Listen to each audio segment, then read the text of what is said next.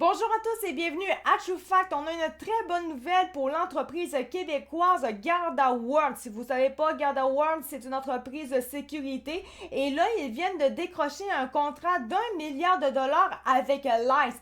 Oui, l'ICE, ça fait jaser pas mal avec les affaires de l'administration Trump. Et là, on va tout décortiquer qu'est-ce qui se passe avec ça. Mais en tout cas, ça en reste quand même une très bonne nouvelle pour nous au Québec. En tout cas, moi, personnellement, je trouve ça vraiment très, très cool. C'est publié par Radio-Canada. Ça a été écrit par Romain Chouet le 2 avril à 4 heures. Et si vous appréciez ce genre de contenu-là, eh bien, vous pouvez vous abonner à ma chaîne. Donc, on y va comme suit. Les politiques d'immigration de Donald Trump continuent d'être lucratives pour les entreprises spécialisées en sécurité. Un petit peu logique.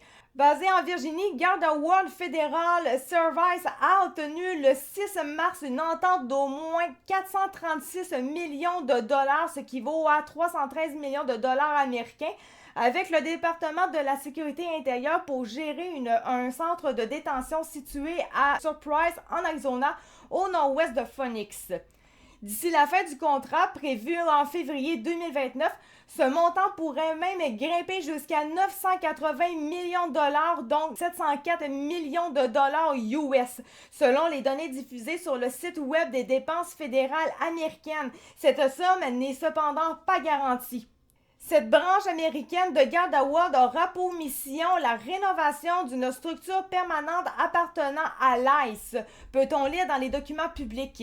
Il s'agit en réalité d'un entrepôt commercial acheté en début d'année par le gouvernement fédéral pour 97 millions de dollars, soit 70 millions de dollars US, pour détenir des migrants avant leur éventuelle expulsion.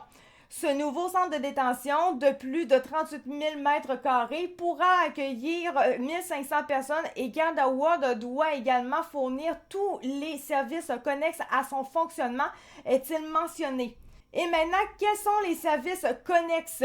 Contacté par Radio-Canada, Garda World a refusé de donner des détails sur cette entente en invoquant des obligations contractuelles.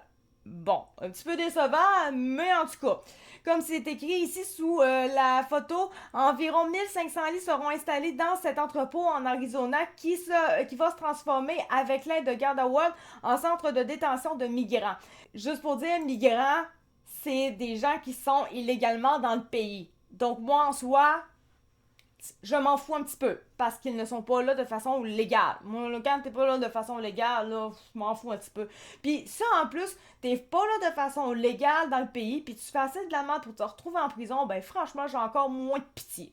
C'est pas la première fois que Garda World, qui a déjà bénéficié d'importants fonds publics au Québec, ça c'est vrai, est liée à la police américaine de l'immigration ICE, dont les méthodes ont récemment été dénoncées par la présidente mexicaine Claudia Sheinbaum après le décès d'un autre migrant mexicain placé en détention. L'an passé, l'une de ses filiales américaines a par exemple obtenu un contrat pouvant aller jusqu'à 191 millions de dollars, soit 138 millions de dollars US pour aider l'ICE dans la détention d'urgence de migrants.